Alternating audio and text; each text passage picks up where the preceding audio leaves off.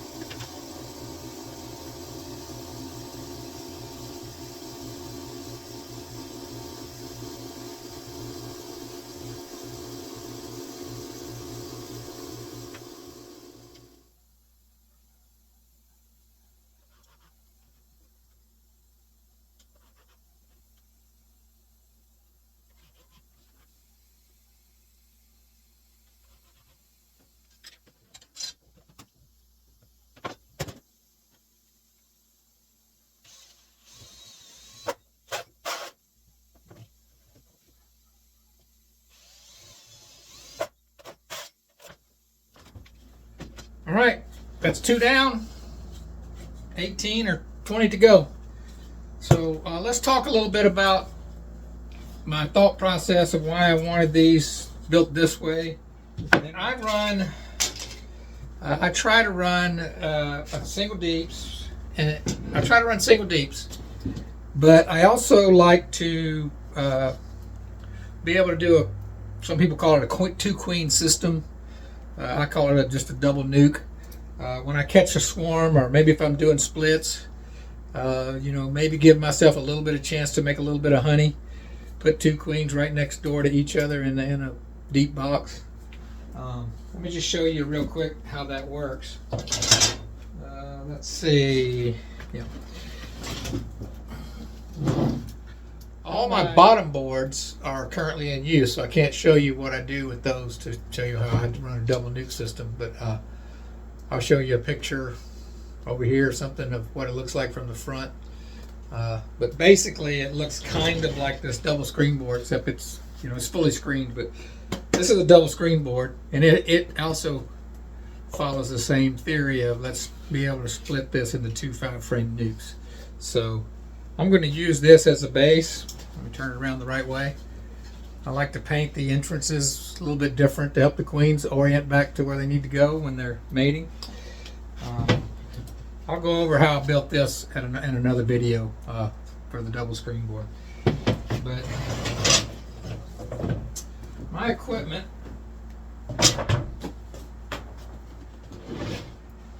is set up to be able to take the deep, come on over there, and make a divide, split it into two. So 2 entrances. This is a 3/8 inch piece of plywood, same depth as the box. It says deep divider. There's a rabbit, or I'm sorry, a dado in the front and back right here, so this divider can slide right down in here. Well, with a typical inner cover, the bees would be able to crawl across the top and access one another. The queens would be able to crawl across the top and access one another. So the reason for this central piece is because it'll sit right down on this,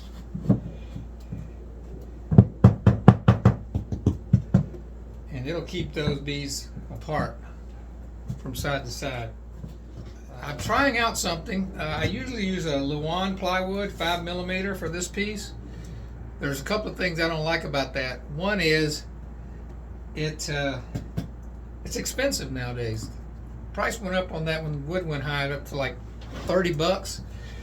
And whereas regular plywood has come down in price, that Luan has stayed up. When I started buying that Luan plywood, it was $13 a sheet. And I think I looked the other day and it was still like $28 or something ridiculous like that. So anyway, it's expensive. Also, if it gets wet, it delaminates. So I've had a lot of experience with that as well. So, and these, political signs, if you catch them right, they're free right after the election usually. So I have this hole. This is just a feeder hole. Let me show you why I cut it with what I did. I've got this drill bit that I got at Harbor Freight, and it's got adjustable. You can adjust it to whatever size you want. I adjusted it for the size of a ball jar or a mason jar cap, so that can fit right down in there like that, and I can feed with a pint jar or quart jar or whatever. I can put I can put a medium on this or deep, and feed each side separately, and the bees won't be able to get up into this area and get to each other. I also, my standard feeder is this 2-quart container that I get from Dollar Tree. It costs $1.25. I drill 5 16th inch holes in it. It'll get a suction on it, and I can feed it right down on that. If this is all one colony, I can put 2 of these and can feed up to a gallon. If you were so inclined, you could do 4 and feed 2 gallons. So anyway, these are pretty handy.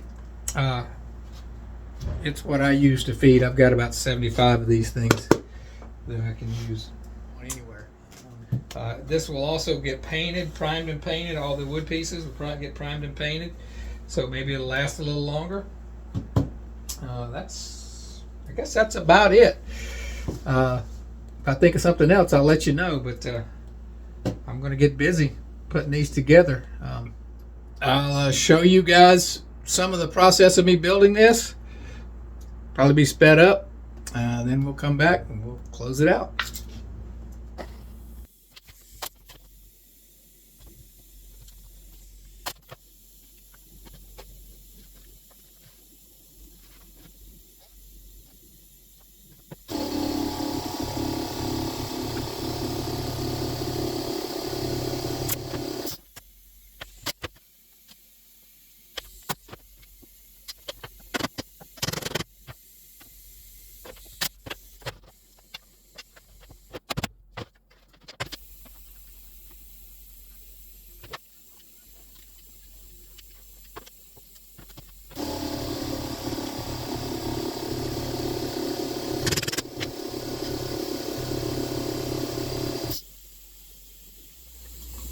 Okay, I'm out of the political sign, so I'm gonna have to go see if I can find some more, or get some 1/4 inch plywood or something.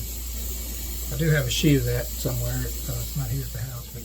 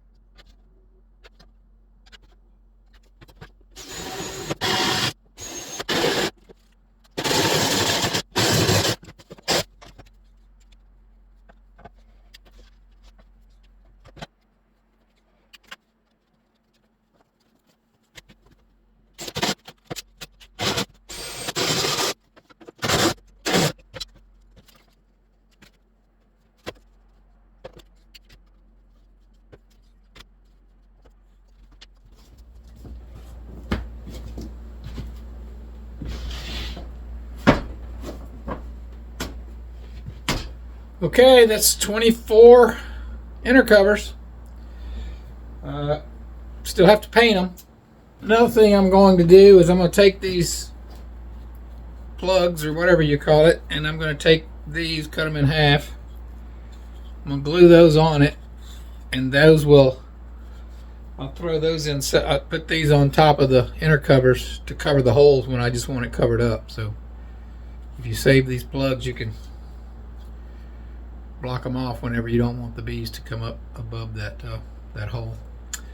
All right, I guess I'll show you guys the, I don't know if I'll show you much of the painting, but I'll show you the finished product.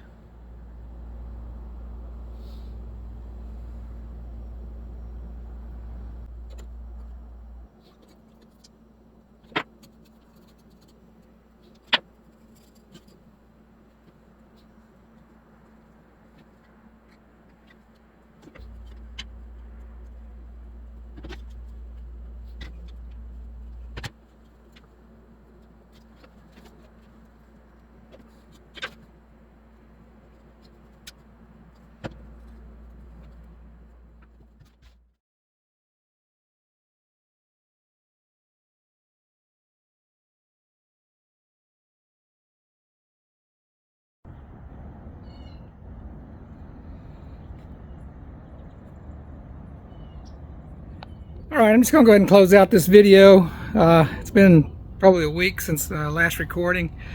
We've been building a lot of stuff around here. But here, I'll show you what we ended up with. Okay, so we got 24 of these inner covers. And there, you can see we've been building bottom boards. Also, I've got some palletized bottom boards in the back of the truck getting ready to go. This is the start of 12 inner covers. Telescoping outer covers, actually. We're doing next. I'm going to do some telescoping covers after that.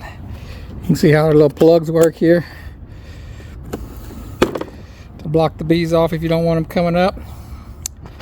But yeah, that's about it. Like my Flower Street Farms hat? Pretty nice, isn't it? So just want to thank you guys for coming along, watching these little videos that I make. So it's Philip with RTX Honeybees. Thank you for watching.